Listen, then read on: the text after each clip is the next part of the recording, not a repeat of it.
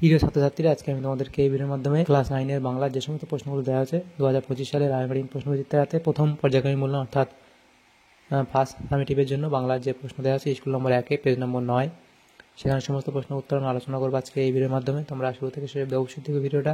আর চ্যানেলে যে নতুন থাকে অবশ্যই তোমরা চ্যানেলটাকে সাবস্ক্রাইব করে রাখবে পরবর্তী যে পেজগুলো আছে সেগুলোর প্রশ্ন উত্তর পাওয়ার জন্য। এবং এই প্রশ্ন উত্তর পিডিএফ তোমরা পরবর্তীতে আমাদের টেলিগ্রাম চ্যানেল থেকে পেয়ে যাবে।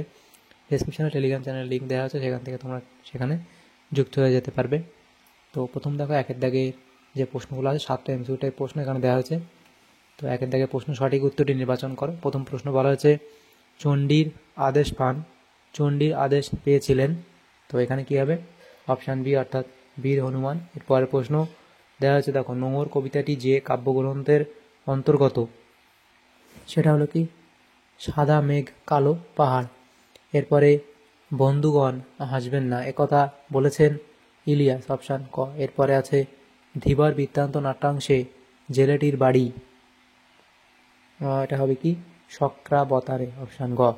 এরপরে আছে বিজ্ঞানের কথা উঠলেই শঙ্কুর সঙ্গে ঠাট্টা করতেন, এটা হবে অবিনাশবাবু। এরপরে আছে ঘোষ শব্দের অর্থ, ঘোষ শব্দের অর্থ কি? ধনী গম্ভীর, তাহলে এখানে অপশান গ। এরপরে প্রশ্ন 1.7 যেটা প্রশ্ন দেওয়া হচ্ছে বিপদ প্লায়জনক এর সন্ধিবদ্ধ রূপ হলো বিপদজনক, অপশান গ।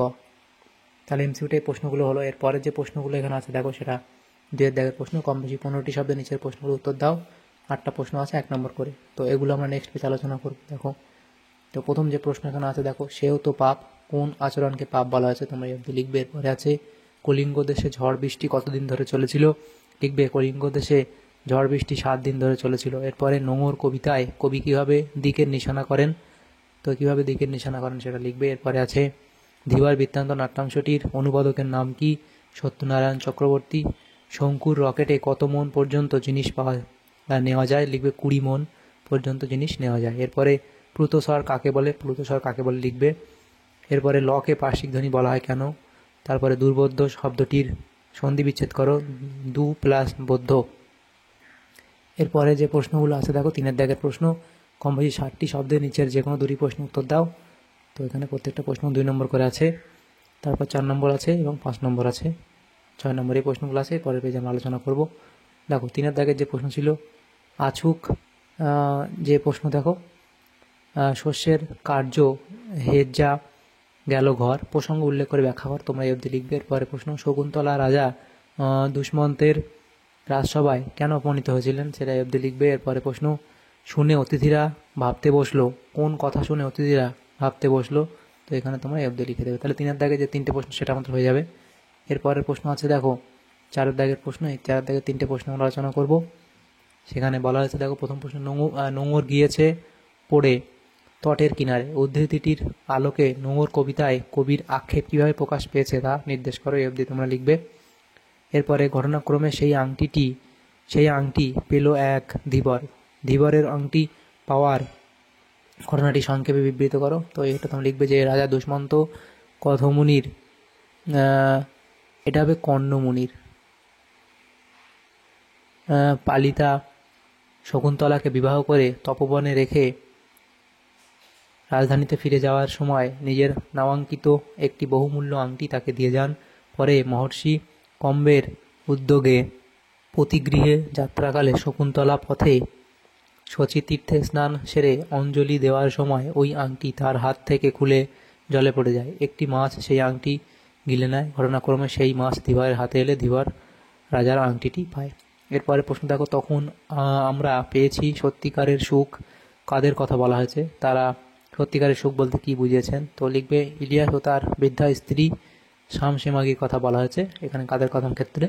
এবং পরের পাঠটি উত্তর তোমরা এই অবধি লিখবে, তাহলে এই প্রশ্ন উত্তর তোমাদের হয়ে যাবে। এরপরে দেখো 5 দাগের প্রশ্ন ছিল কম বেশি 150 শব্দের নিচের যে কোনো একটি প্রশ্ন উত্তর দাও।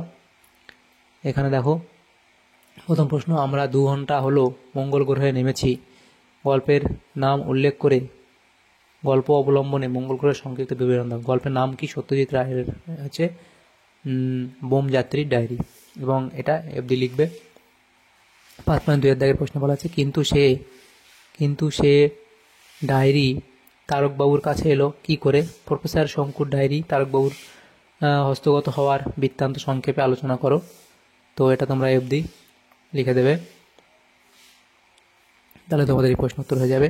এরপরের যে প্রশ্ন দেখো, সেটা 6 দাগের প্রশ্ন বলা আছে, কম বেশি 125 শব্দে ভাব সম্প্রসারণ করো। স্বার্থমগ্ন যেজন বিমুখ বৃহৎ জগৎ হতে, সে কখনো শেখেনি বাঁচিতে। তো এখানে তো তোমরা লিখবে, এই অবধি লিখে দেবে, তাহলে তোমাদের এই প্রশ্ন উত্তর হয়ে যাবে। তাহলে দেখো আমাদের এখানে যে সমস্ত প্রশ্নগুলো ছিল ক্লাস 9-এর বাংলার ফার্স্ট সামেটিভের জন্য 2025 সালের আয়ারমারিন প্রশ্ন বিচিত্রাতে সমস্ত প্রশ্নের উত্তর আমরা আলোচনা করলাম। তোমাদের যদি সামান্যতম উপকার এসে থাকে ভিডিওটা অবশ্যই লাইক করে বেশি বেশি করে বন্ধুদের সাথে শেয়ার করবে। আর পরবর্তী যে পেজগুলো আছে সেগুলোর প্রশ্ন উত্তর পাওয়ার জন্য অবশ্যই তোমরা আমাদের চ্যানেলটাকে সাবস্ক্রাইব করে রাখবে। Thank you, thanks for watching.